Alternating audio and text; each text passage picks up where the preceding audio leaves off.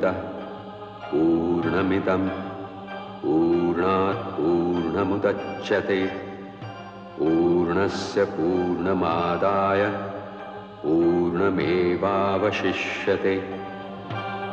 हे विष्णु, हे पद्मनाभ, हे विश्वेश्वर, आप पूर्ण हैं, ऐसे पूर्ण जिसमें से यदि पूर्ण निकल भी जाए तो भी शेष पूर्ण रहता है।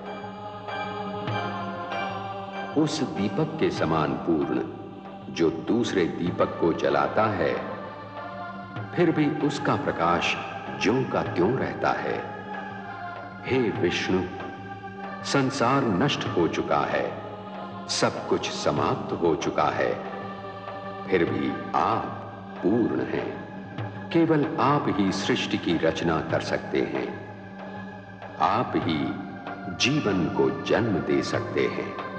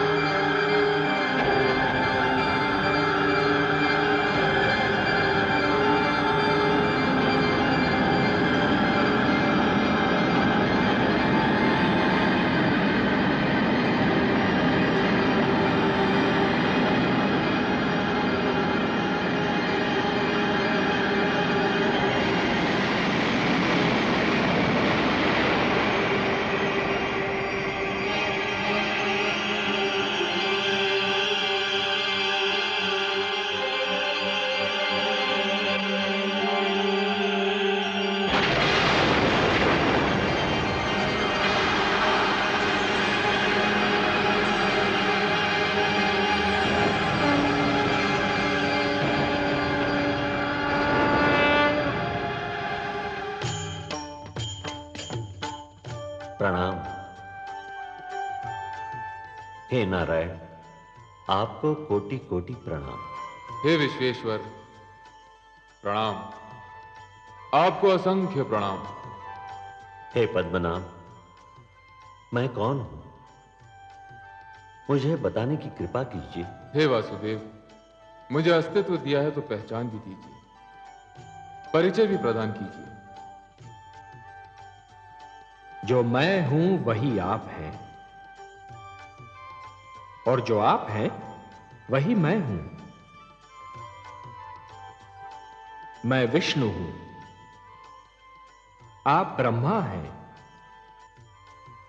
और आप महेश हैं। हम तीनों ही एक ही अस्तित्व के तीन रूप हैं, त्रिमूर्ति हैं।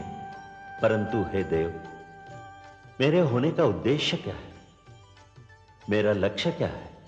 हे ब्रह्मा, सृष्टि की रचना होनी है, संसार का निर्माण होना है, जीवन का जन्म होना है, और ये सारे कार्य आप ही को तो करने हैं।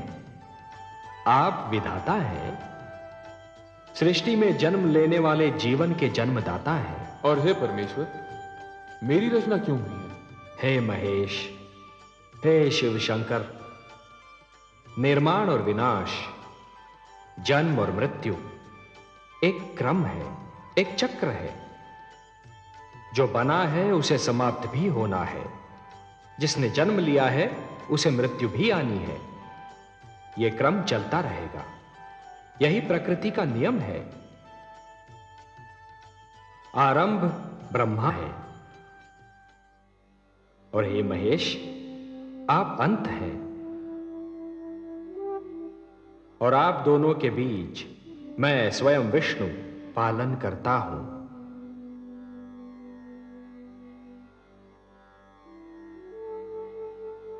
हे ब्रह्मा, हे विधाता, सृष्टि की रचना का शुभारंभ कीजिए।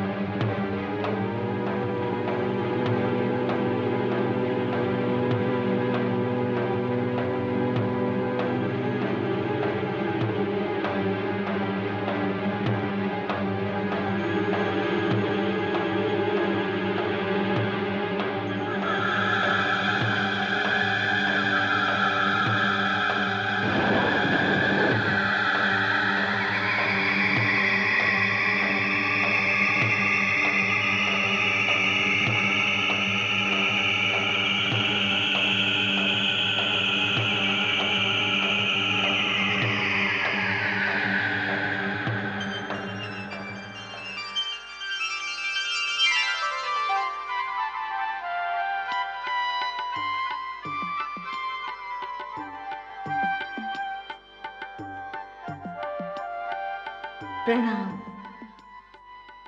परमेश्वर, प्रणाम। हे नारायण, आपको कोटि कोटि प्रणाम। हे नाथ, हे सर्वशक्तिमान, आप तो अपने आप में ही संपूर्ण थे, फिर मेरी रचना करने की क्या आवश्यकता थी? हे महादेवी, जैसे एक पुष्प सुगंध के बिना, वृक्ष फल के बिना और दर्पण छाया के बिना अधूरा होता है, उसी प्रकार एक पुरुष नारी के बिना अधूरा है। और ये तो केवल हम ही जानते हैं ना महादेवी, कि संसार को ममता और स्नेह और एक पुरुष को प्रेरणा, संघर्ष की शक्ति और जीवन भर का साथ केवल एक नारी ही दे सकती है। इसीलिए हमने आपकी रचना की है, और हम आपको एक सुंदर सा नाम भी देने जा रहे हैं, लक्ष्मी। संसार हमारे नाम से पहले आपका नाम लेगा, हमें लक्ष्मी नारायण के नाम से पुकारेगा। लक्ष्मी नारायण।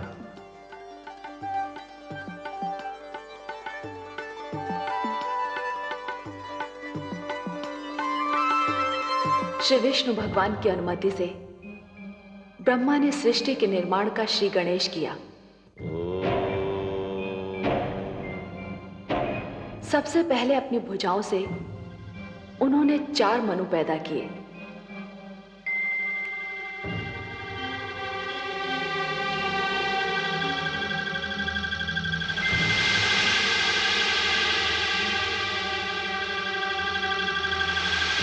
और उनसे मानव जाति की उत्पत्ति का भार उठाने को कहा। परंतु शिशु रूप में जन्मे इन संकादिक ऋषियों सनक, सनातन, सनंदन और सनत कुमार में इच्छा का अभाव था। मैं तुम्हें आज्ञा देता हूं, जो कार्य तुम्हें सौंपा है उसे तुम पृथ्वी पर जाकर पूर्ण करो।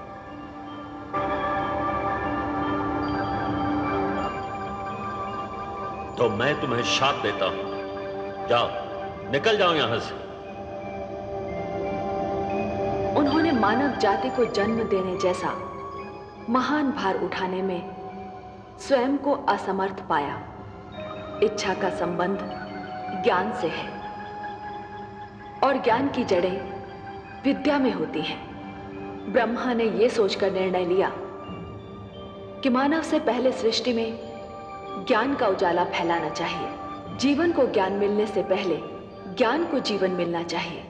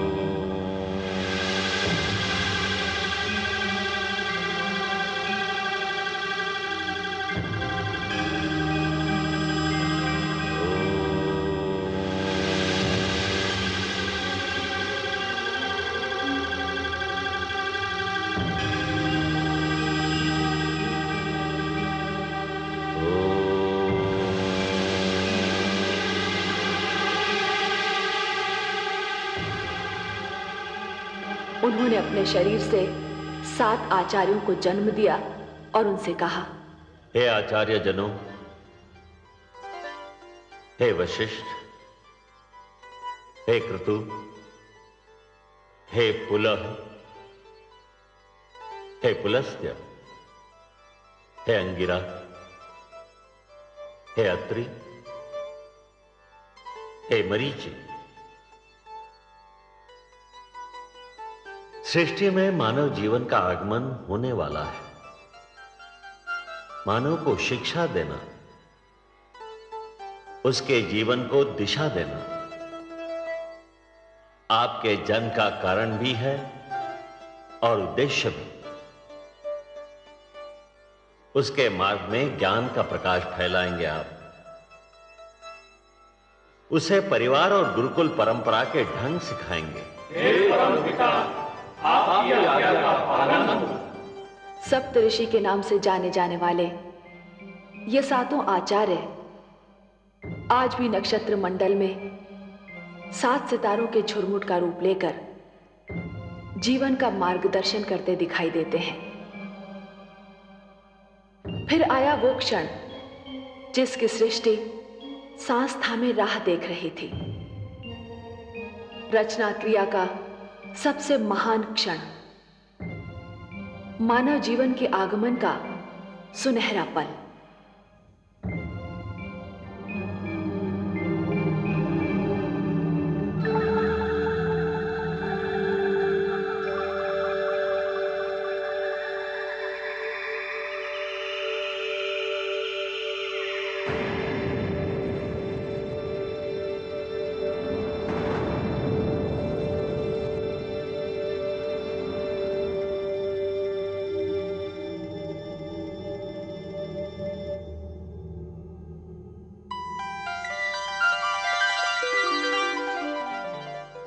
प्रणाम प्रभु।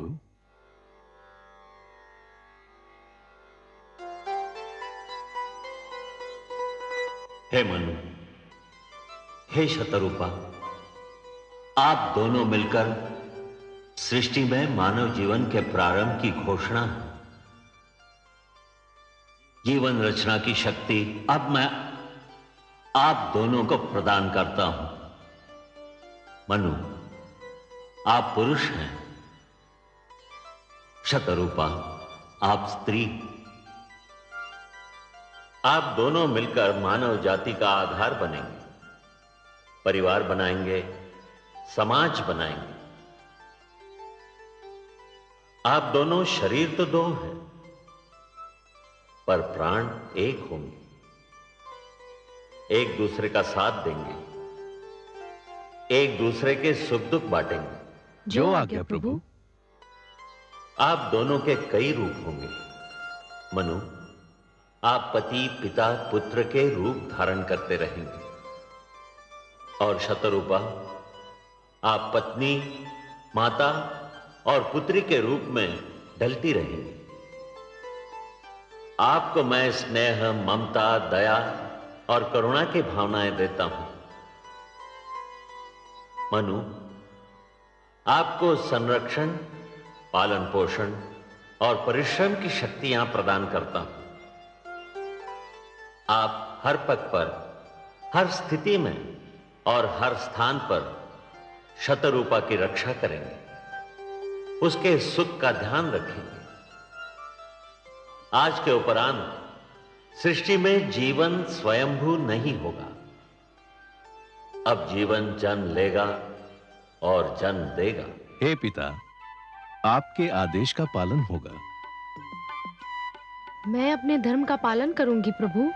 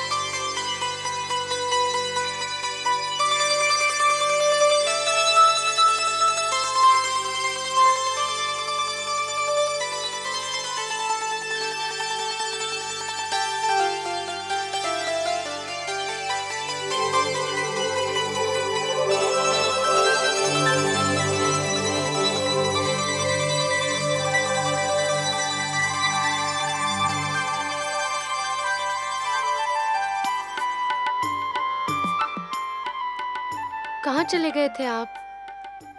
आपको पास ना पाकर मैं कितनी घबरा गई थी। क्यों चले गए थे मुझसे दूर?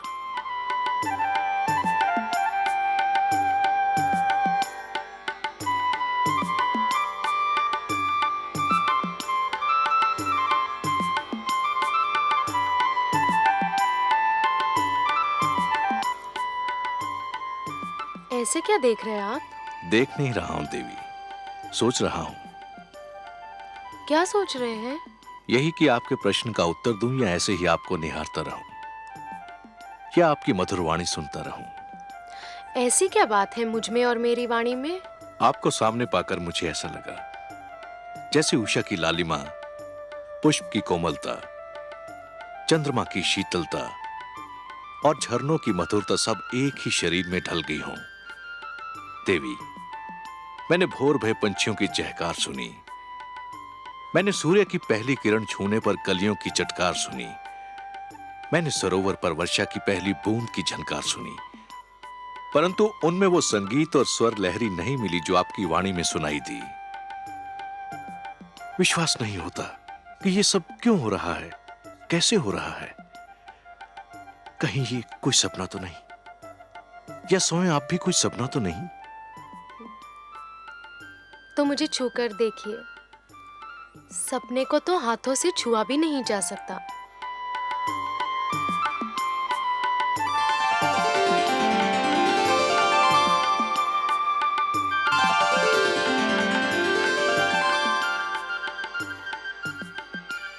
अब पता चला कि मैं सपना हूं या सत्य?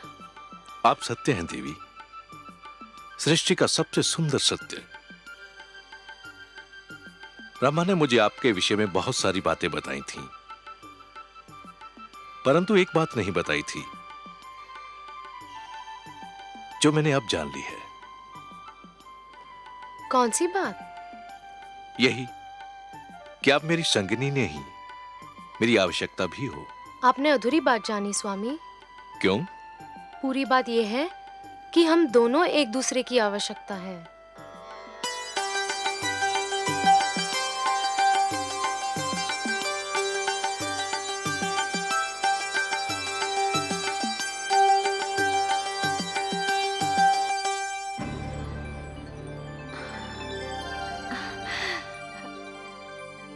धन्य है आप प्रभु, आज आपकी लीला का एक अनोखा रंग देखा है मैंने। कितना सुंदर है ये संसार, कितनी अनुपम है ये रचना, ये प्रेम, ये भावना, ये स्नेह। मनु और शत्रुपा की भावनाओं में जो फूल सी सुगंध, मधु सी मिठास और कलियों की कोमलता का अनुभव किया, वैसी भावनाओं से तो हम देवलोक वाले भी वंचित हैं प्रभु। आपको अच्छा लगा महादेवी? बहुत ही अच्छा लगा सर्वेश्वर, बहुत सुंदर, बहुत मधुर। ये भावनाएं और इनको प्रदर्शित करने की शक्ति केवल मानव जाति को मिली है। यदि मानव ने इन भावनाओं की रक्षा की तो ये भावनाएं उसे जीवन की प्रेरणा देंगी, उन्नति की शक्ति देंगी, उसे शांति का मार्ग दिखाएंगी। ये प्रेम, ये स्नेह और एक दूसरे का आदर करने की यह भावना ही मानव जाति को संस्कृति देगी, सभ्यता देगी, उसे उत्थान का मार्ग दिखाएगी। और यदि मानव ने इन भावनाओं को त्याग दिया तो वो पशु और पिशाच के स्तर से भी नीचे जा गिरेगा। मेरी तो प्रार्थना है कि ऐसा दिन कभी ना आए प्रभु।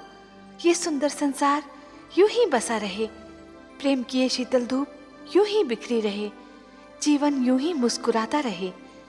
मुझे तो इस धरती और इस जीवन से स्नेह हो गया है प्रभु।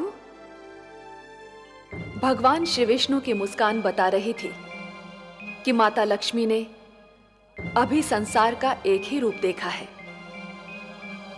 दूसरे रूप का ज्ञान तो केवल भगवान विष्णु को ही था। वो जानते थे कि क्या होगा और वही हुआ।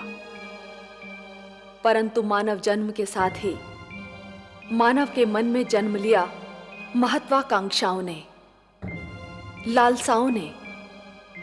मानव जाति बलवान और निर्बल, छोटे और बड़े, निर्धन और धनवान, राजा और रंक के वर्गों में बंटने लगी। शक्ति अभिमान में, बल अत्याचार में और प्रेम व्यभिचार में बदलने लगा। हिंसा भड़क उठे, युद्ध होने लगे। मेरे आंगन में रक्त की बाढ़ आ गई।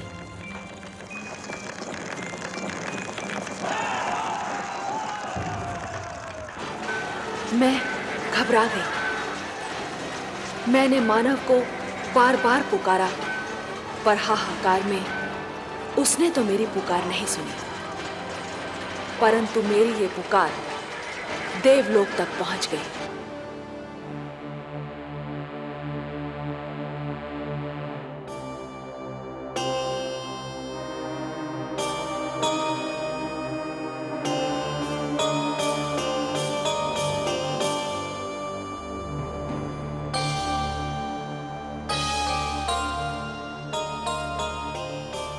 क्या बात है महादेवी?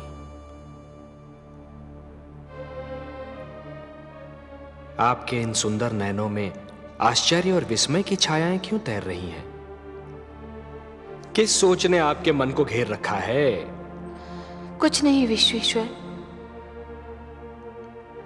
यही सोच रही थी कि यदि चित्रकार के बनाए चित्र को कोई बिगाड़ दे तो क्या उसे तनिक भी चिंता नहीं होगी? यदि कोई शिल्पकार की बनाई मूर्ति को तोड़ने की चेष्टा करे तो क्या उसे तनिक भी दुख नहीं होगा? यदि कोई चित्रकार अपना चित्र किसी को उपहार में दे दे तो उस चित्र को संभालना उपहार पाने वाले का कर्तव्य है। कोई शिल्पकार अपनी मूर्ति किसी को भेंट दे दे तो उस मूर्ति की देखभाल करना भेंट पाने वाले का कर्तव्य है। वैसे हम समझ गए कि आप पूछना क्या चाहती हैं। आप तो अंतर्यामी हैं। लगता है आप हमारी धरती पर घटने वाली घटनाओं से पीड़ित हो उठी हैं। हाँ पद्मनाभ, मैं बहुत दुखी हूं। क्यों हो रहा है ये सब? क्यों मचा है ये हाहाकार? प्रेम बनाया था तो घृणा क्यों बनाई? जो हो रहा है हो सकता है वो वही हो जो स्वयं विधाता ने लिखा हो। और अपना लिखा तो स्वयं विधाता भी नहीं मिटा सकते ना। हे महादेवी, हो सकता है कि यह मानव की परीक्षा हो, उसके कर्मों की परीक्षा हो। पर ऐसा संसार और ऐसा मानव आपने बनाया ही क्यों नारायण, जो आपकी बनाई धरती पर अंधेरा फैला रहा है? तो आप क्या चाहती थीं कि हम केवल दिन बनाते और रात्रि न बनाते? फिर मानव को अंधेरे उजाले का अंतर कैसे जान पड़ता? विष न होता तो अमृत की महत्ता कैसे जानी जाती? पुष्प के साथ कांटे न होते तो पुष्प के सौंदर्य को कौन जान सकता? पतझड़ न आती तो वसंत ऋतु इतनी सुहानी कैसे लगती? हमने मानव को बनाया है देवी। मानव इतिहास को बनाने का कार्य हमने अपने हाथों में नहीं रखा, वो तो उसी पर छोड़ दिया है। अभी तो उसे अपनी शक्ति का आभास हुआ है। इसी से उसे न्याय अन्याय, सत्य असत्य, धर्म अधर्म और पाप और पुण्य की जानकारी भी होगी। हमने बुद्धि दी है मानव को, विवेक दिया है उसे। और यदि मानव ने विवेक से कार्य नहीं किया तो? यदि धरती पर रात्रि इसी प्रकार दिन को निगलती रही तो? अंधकार प्रकाश को डसता रहा तो? तब क्या करेंगे आप?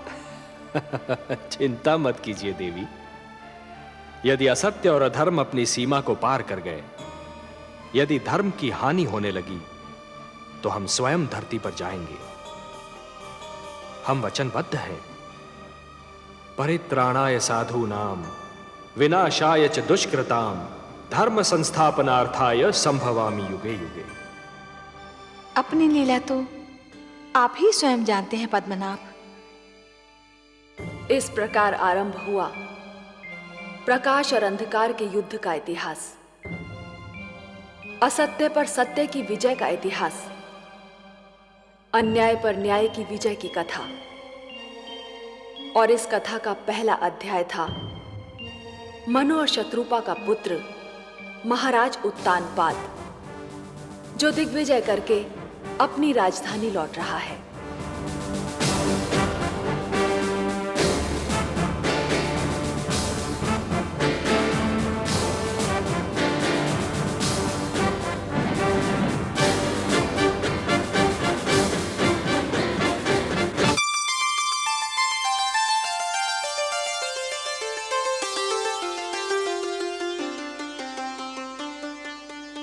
महारानी सुनीति की जय हो।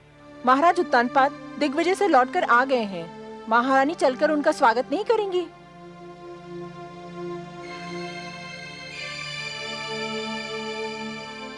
मैं वहां जाकर क्या करूंगी? उनका स्वागत करने के लिए तो पहली सी वहां कोई उपस्थित है। क्षमा करें महारानी, पर आप बड़ी रानी हैं, पट रानी हैं। महाराज के स्वागत का अधिकार तो आप ही को प्राप्त है।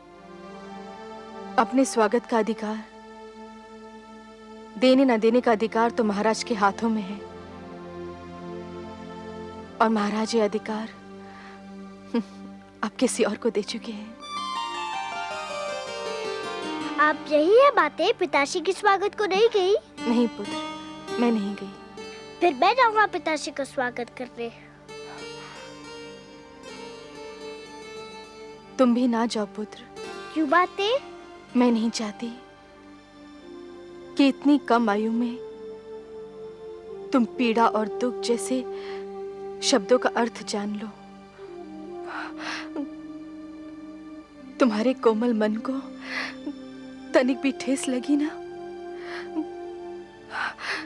तो मैं सहन नहीं कर पाऊंगी। मैं समझा नहीं माताश्री। अभी छोटे हो ना, बहुत सी बातें तुम्हें समझ नहीं आएंगी। पर माताश्री, मैं उनसे मिलने को व्याकुल हो रहा हूँ। इतने दिनों बाद तो लौटे हैं पिताश्री। जहाँ इतने दिन राह देखी है, थोड़ी देर और प्रतीक्षा नहीं कर सकते? वो यहीं आएंगे। एक बात पूछूं माते? अवश्य पूछो। क्या वृक्ष की छाया वृक्ष से दूर रह सकती है?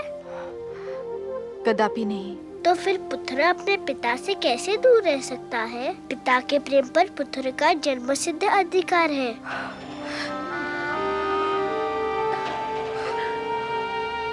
सारा झगड़ा ही तो अधिकारों का है पुत्र ध्रुव।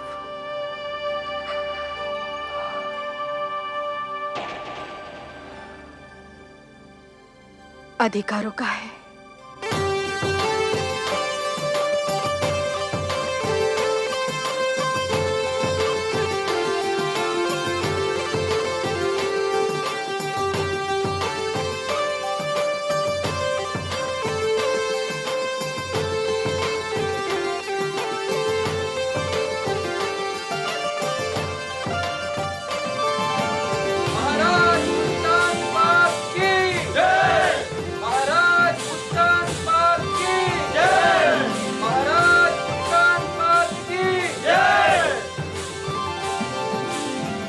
महारानी,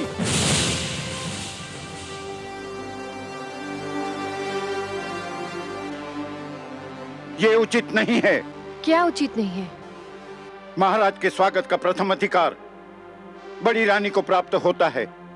किंतु ये अधिकार महाराज ने बड़ी रानी से लेकर हमें दे दिया है। क्या अंतर पड़ता है गुरुदेव? दोनों ही हमारी रानियां हैं और दोनों में से कोई भी हमारा स्वागत कर सकती है। राजा प्रजा का आदर्श होता है महाराज। राजा जो कार्य करता है, प्रजा उसी का अनुकरण करती है। राजा मार्गदर्शक होता है, समाज उसके पीछे चलता है।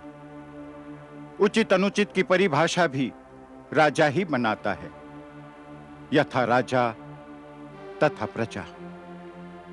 आज जो कार्य हो रहा है, उससे समाज के बड़ों के आदर की परंपरा संकट में आ सकती है।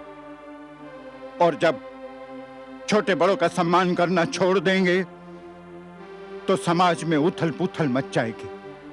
और जब समाज में उथल पुथल हो, तो राज्य की स्थिरता डगमगा जाती है। यदि महाराज परंपराओं को तोड़ना चाहते हैं, तो आपको क्या आपत्ति है गुरुदेव? परंपराएं हमारे आदरणीय पूर्वजों ने बनाई हैं। उन्हें तोड़ने का किसी को अधिकार नहीं है। तो फिर महाराज का क्या निर्णय है?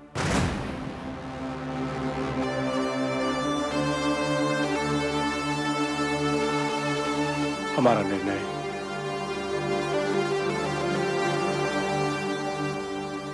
निर्णय यह है कि महारानी सरुचि ही हमारा स्वागत करेंगी। यदि आपका यह निर्णय है, तो फिर किसी का भी उपदेश मुझे रोक नहीं सकता। पति का आदेश मानना ही पत्नी का धर्म है, और ये धर्म मैं निभाकर ही रहूंगी।